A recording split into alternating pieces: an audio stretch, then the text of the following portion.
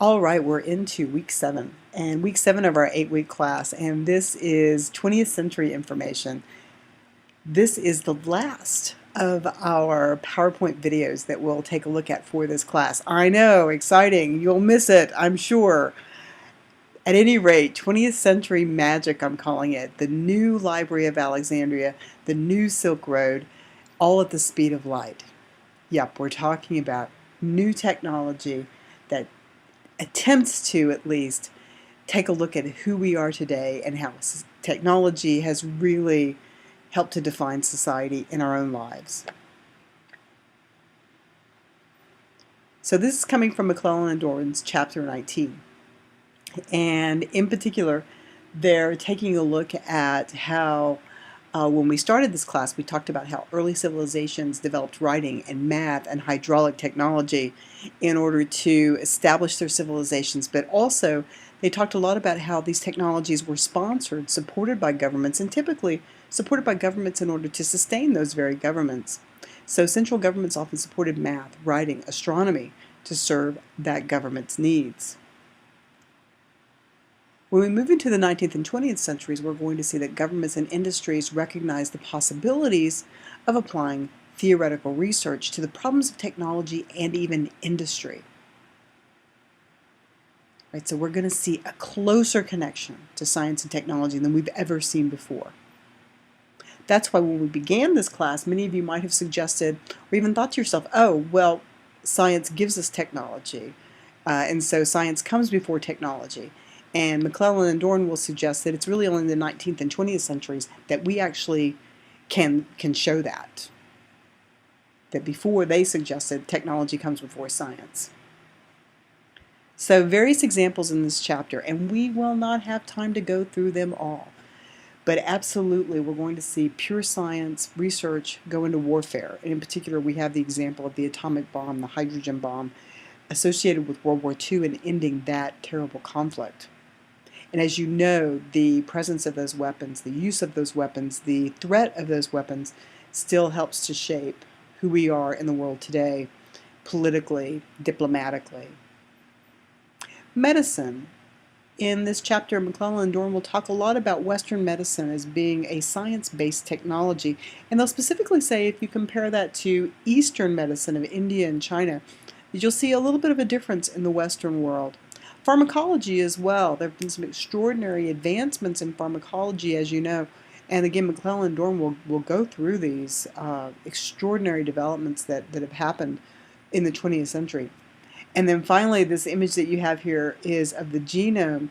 The Human Genome Project, the idea of trying to map our DNA, to map our to actually be able to discover all the various genes, right, that the human body has. This was come to fruition. This was successful just as recently as 2003. And this venture was a combination of both public and private sector funds to pull this off. McClellan and Doran are happy to tell you that that venture was very efficient in that the completion of the project happened under budget and under time. So again, this idea of public and private sector coming together to support research. For our topic in this video, we're going to talk a little bit more closely about computing or computers and communication or communicating. So computing and communicating, difficult to say when I put that up there. But the internet, as we may have hinted earlier, has effectively become our global Library of Alexandria and our worldwide Silk Road of cultural and economic exchange. This image to your right is what a German artist imagines that the library at Alexandria looked like. And as you can see with these scrolls being properly stored here, and here's our nice library ladder and a librarian up there looking for the scroll that is wanted. So let's start with computing. The origins of the modern day computer go back to the textile industry in England when we get an automated loom in 1801 that actually worked with punch cards. Yeah, can you imagine? We also have in England something called Babbage's Universal Calculating Machine. And so, as you can see, in the 19th century, we are starting to get the rise of the middle class. We're starting to get the rise of industry. and the need to keep track of all of these sales that are happening globally. So a calculating machine starts to happen. The United States government will fund the development of calculators, primarily for the U.S. Census Bureau, and this is in the 1930s. And then, of course, we have in World War II Alan Turing's work in decryption in the 1940s. If you've seen the film Enigma, is that the name of the film? That's what they were trying to break, the Enigma machine for the Germans. And this particular development of the first computer that essentially is trying to do what we might call today database analysis, right? So that's the 1940s. This image you have here is basically a box that allows for calculation. It's sort of a 17th century abacus with far more detail and using Arabic numerals. You can see the little pegs at the bottom that you could turn to work on your decimal places, right? This is Turing's Colossus. Again, if you've seen the film associated with this, I'm sorry, I've forgotten the title, but this is Turing's machine. It's his Colossus, the great machine that tried to break the Enigma machine, to break the code there that the Germans were using to communicate with during World War II. It's estimated that this accomplishment saved millions of lives once we were and shortened the war by years, helping the British and their allies to defeat the Germans. Sorry, I misspelled that. That's Turing. Other examples of computing. The Turing Colossus and other early computers used vacuum tubes in order to contain the electrical current that was necessary to make these computing machines work. Those vacuum tubes were notoriously inefficient and notoriously would break down. And so we get solid state transistors. Transistors will replace these vacuum tubes in the 50s. And you probably have heard of transistor radio and other things, but the transistors could manage a current, turn it on, turn it off as requested, right, as required. The semiconductor follows in the 1960s. The semiconductor works in a similar fashion but uses different materials. And then once you start to see this, you see Gordon's law, the number of electronic switches on semiconductors, Gordon Moore says, doubles every 18 months. And this is true. It's been borne out. If you read your McClellan and Dorn, you'll see how they've calculated that. So we're going to go from vacuum tubes to transistors to the semiconductor, and these semiconductors continue to evolve, and Moore's law seems to be right, that about every 18 months since the 60s, the number of switches doubles. That means the speed by which computers can calculate increases and increases. We start off with mainframe computers, and these are in the 60s. And in the 60s, we start to see the development of mainframe computers used for business, used for the government, and for military. And they begin to go into widespread use. Now, not every company can have one, so the larger companies can afford this, but starting to see a practical application for computers. ENIAC is one of the most famous, and this is from the 1970s. And so those of you who work in computers today, those of you who are engaged in IT, might look at this and say, oh my gosh, look at all these wires going to all these semiconductors. Oh my gosh, going to all these servers, if you will. This is extraordinary. So we've come a long way from this. And this is another example of how we have come a long way. These are 4 women who are who are holding what we might call, components for a computer. And this version was replaced by this version, still tubes in both places, replaced by this version, a transistor, and now a semiconductor here. Very, very quickly, these things get replaced. So going from vacuum tubes to semiconductors, going from computers that are primarily military use to spreading them to government use and industry use. And then the next big leap, as you can tell by these gentlemen here, Steve Jobs and Bill Gates, is moving to personal computers. Introduced in the 70s and the 80s by such folks as Steve Jobs, Steve Wozniak, Bill Gates, all of these guys, very famously college students who started working on these kits, if you will, making their own computers in their garages, and eventually becoming college dropouts in order to pursue this kind of work. And yeah, no one realized at the time just how much the personal computer would transform society. They certainly knew it had potential.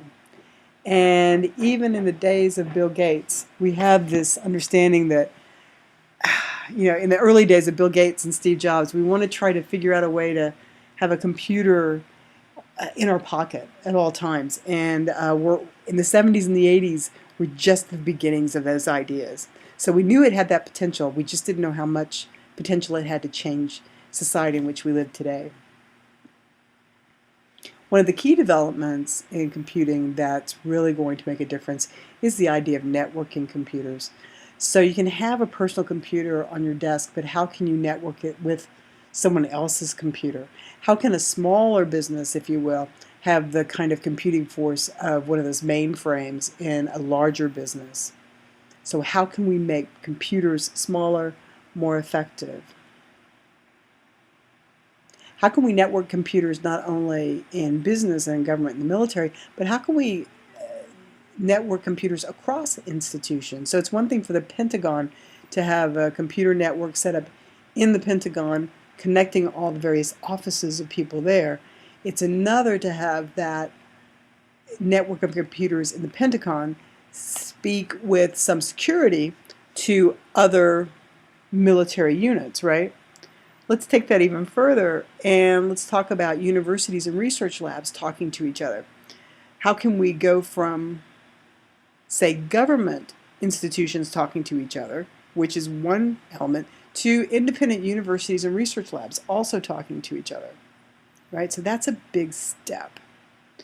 It's in the 1990s that the internet is actually born. It's in the US, and the aim here is to connect universities, researchers, to government entities and others. So we talked about at the beginning of this chapter how we're going to start to see the government supporting research with companies, but also with universities, right? Also with universities, because sometimes if you can farm out some research to a university, you'll get your results faster and more efficiently, and you'll support a local university, and you'll also support the training of the next generation scientists, right? So there's lots of good reasons to do that. Again, when I was in grad school, lo these many years, the internet was a new thing. I know, what? A new thing. And it was pretty darned exciting to be able to coordinate your research with other students in other universities instead of having to get into a car and driving there, right? So this is, for the first time, we could start to do that. And it's very recent history, but based on where we are today, it was just millennia ago. So we're talking about the development of the internet, and it goes from being a resource of universities and governments to going public, because this connection of servers and etc. and satellite connections, etc., was primarily the purview of state institutions. It went public. So what are some of the pros and cons of the World Wide Web? As we said before, you get a global library, much like the Library of Alexandria, but even grander and more, right? There's just so much available. Extraordinary communication. You can communicate around the globe in real time with satellite connections, with internet connections, and that's just extraordinary. You could share ideas. We started off this class talking about the scientific revolution and talking about the scientific method and this idea of conducting experiments, publishing your results, sharing them with others, having them do it as well. And it could take months, it could take years. If you've taken a look at the Einstein video from the History Channel, and I hope you have. If you've taken a look at that, you can see that it took years for Einstein's general theory of relativity to be borne out because we had to wait for eclipses of the sun in various places on the globe in order to verify his theory, right? And so that's years. But imagine if you're Copernicus, working in isolation primarily, and then publishing your findings, knowing that it really will be after your death before you'll get anybody who has the time to respond, right? So now we can share science, the results of experiments, faster than ever before. It's hard to imagine them being shared any faster, right? But still, one assumes that that shall happen one day.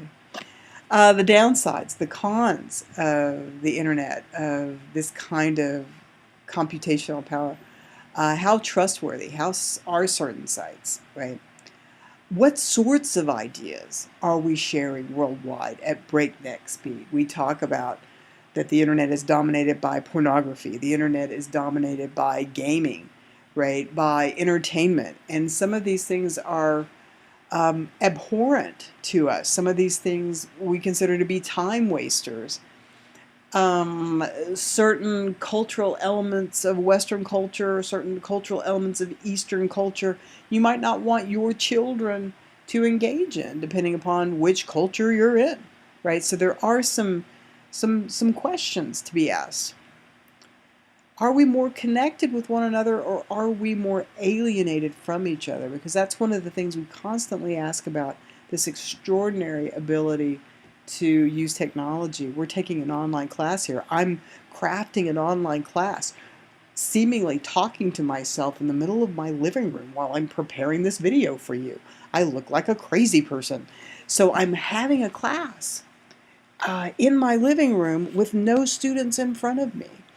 I am alienated from the classroom, yet connected at the same time. We're all of us taking this class together at extraordinary places. Some of you are in Brazil, some of you are in Florida, some of you are in Michigan, some of you are in the Dakotas, some of you are in Wichita, some of you are watching this video at midnight, some at 2 in the morning, some at 10 a.m., some of you while you're supposed to be working. At any rate, we are extraordinarily connected, yet we're not together in the same room.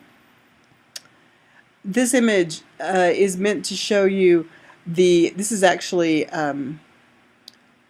cable and connections. We also, of course, have satellite connections, but some of these are physical cables. And the note over here, the darkness of the color, right, the percentage of country population that uses the internet.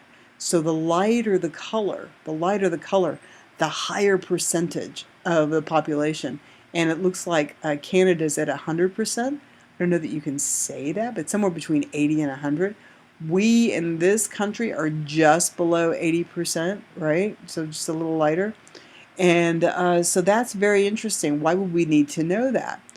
We might want to know that because there's also an educational divide in this world between those who have access to the internet and those who do not. Look at Africa. Look at how limited internet access is in Africa, parts of Asia, parts of South America, right? That can create some interesting and difficult social and political divides, right?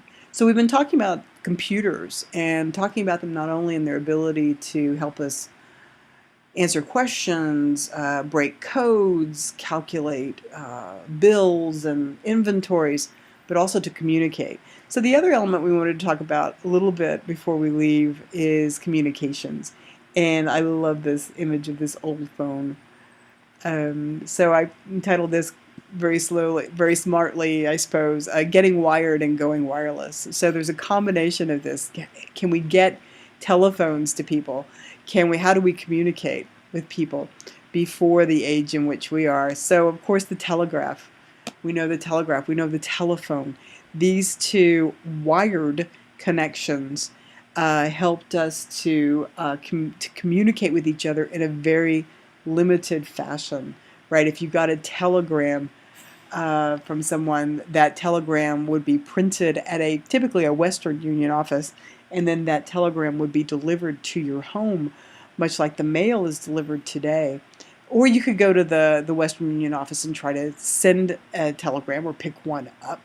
The telephone, a very interesting device created, by, as you know, by Alexander Graham Bell, and it for the longest time in North America, not everyone had a landline. That took, gosh, until the 1950s, 1960s to actually finally get telephone access, particularly to the poorer sections of our country.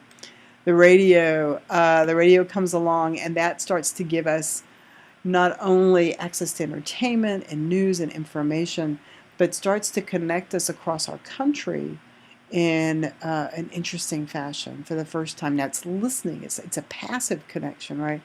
Though there is radio communication. One can communicate by radio. It's less common in this country, at any rate. Transoceanic cables, we saw an example of that earlier. We start to connect continents to one another with telegraph and telephone. And then finally, of course, this is all within a century that this happens, we start to communicate with one another with satellites in the second half of the 20th century. It's still extraordinary to me that when I turn on my cell phone, it's looking for a signal, and the signal it's trying to bounce off of is the signal from a satellite in outer space.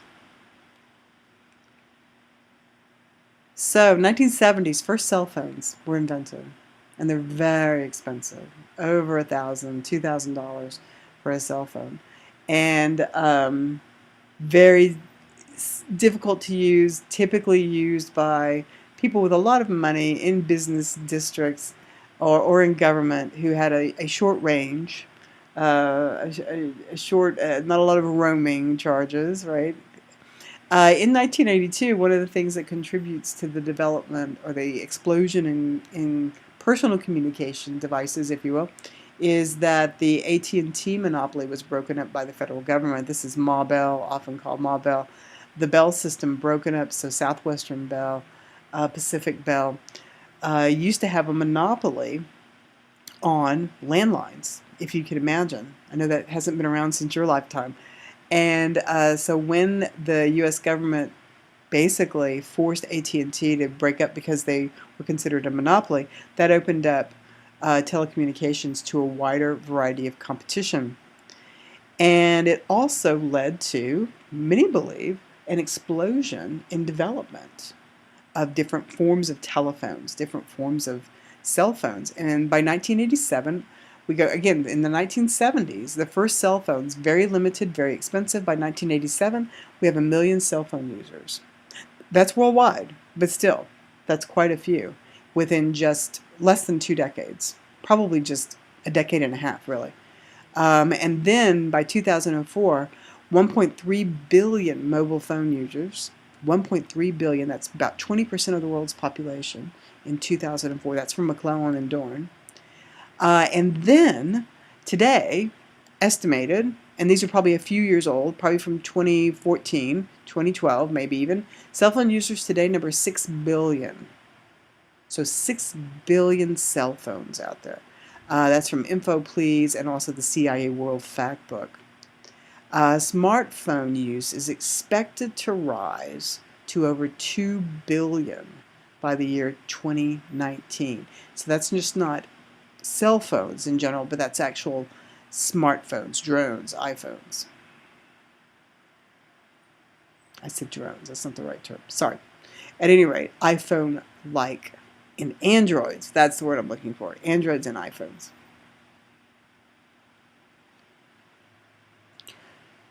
So finally, our phones are computers, you know this, with access to global markets, global information, even our own medical records. Cell phones connect us so rapidly that old methods of communication are really becoming obsolete. Newspapers. I don't carry an iPhone. I don't carry a cell phone, but I do have access to television. I do have access to the internet.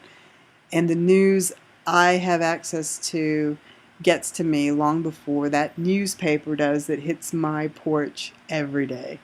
I love getting an old-fashioned newspaper, but the news is old when it hits my doorstep, so the news is no longer new.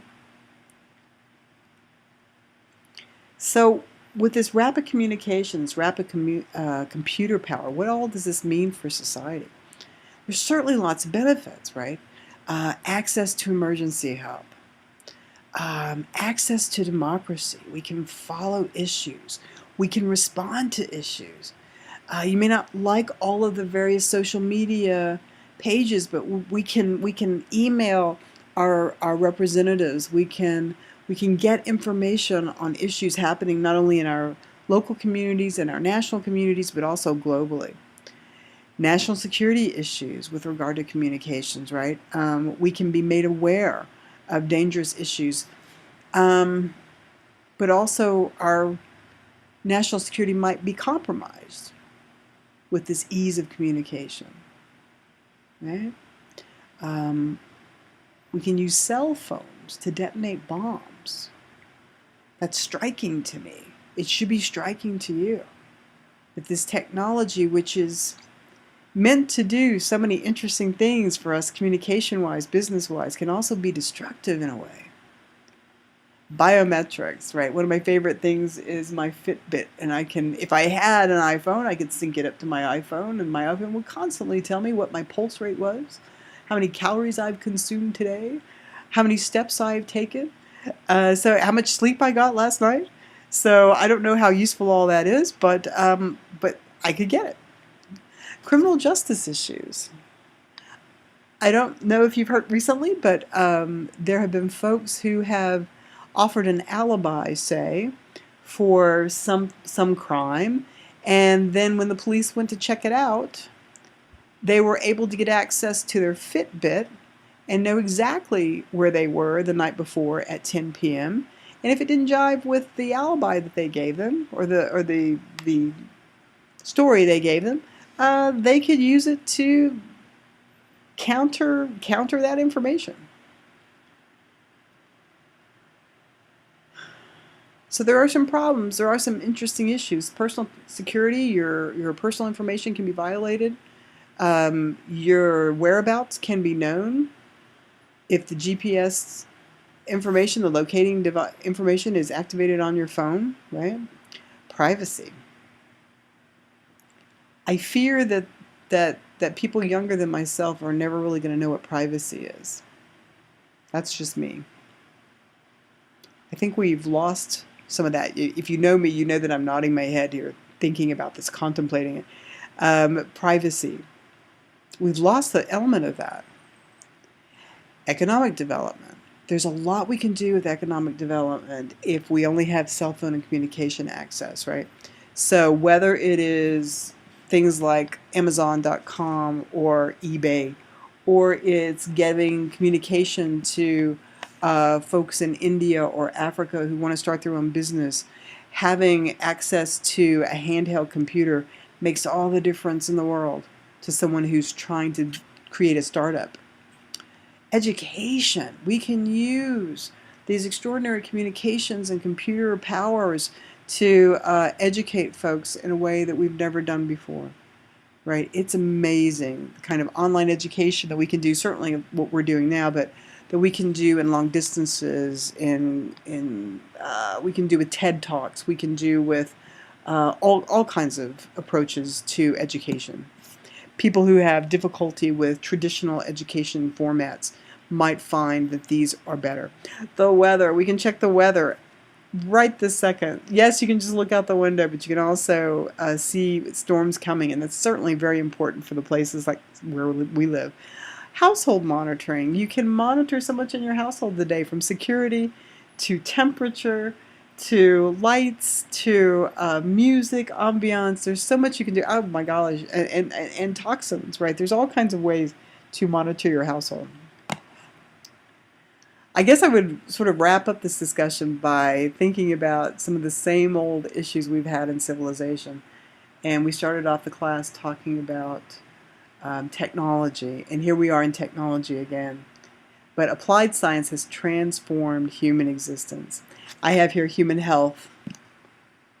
Human health. We can keep track of our records. We can remind ourselves when it's time to take medications. We have extraordinary technology in the healthcare field that can tell us so much about what's going on in our bodies than we ever knew before. Basics, how we write, how we calculate. That's what we started off with in this class, how we write. People don't practice cursive anymore because they're writing at a keyboard. What'll be the next step there? Certainly talking, thinking, so you don't have to type it all, right? Politics. We talked about how in the early ages of civilization that our political structures were pretty much dependent on our technological structures, that hydraulic hypotheses, right? How much of our political forms, our political structure is going to be influenced by the technology that we carry around? Yeah? Our agriculture and our food supply, back from the very beginning. And as you know, some of you are working on GMOs and other things associated with agriculture. It's extraordinary what technology can do there. Manufacturing. We talked about this with the Industrial Revolution, but we're still seeing extraordinary strides in manufacturing, both here and abroad, because of extraordinary changes in technology and robotics. Storytelling. One of the earliest forms of entertainment in the ancient world, sitting around by a campfire telling stories associated with religion, stories about great heroes. We now do storytelling anywhere, anytime, by any source, and we can do it on a television, we can do it on an iPhone, we can do it with extraordinary clarity of these headphones and these speakers that we have today. I hope that we can continue to do it face to face around a campfire in the glowing light. But if not, we can do it in the comfort of our own homes with our children. Education, we talked about. Trade and transportation. Again, an old civilization issue. The Silk Road we talked about. Think of that Silk Road today. Whether your Silk Road starts with Amazon.com or your Silk Road starts with a Google search, it's amazing what's available out there. Technology, communication, computers, 20th century. We've only touched the tip of the iceberg looking at computers and cell phones. Take a look at the rest of the information in that chapter.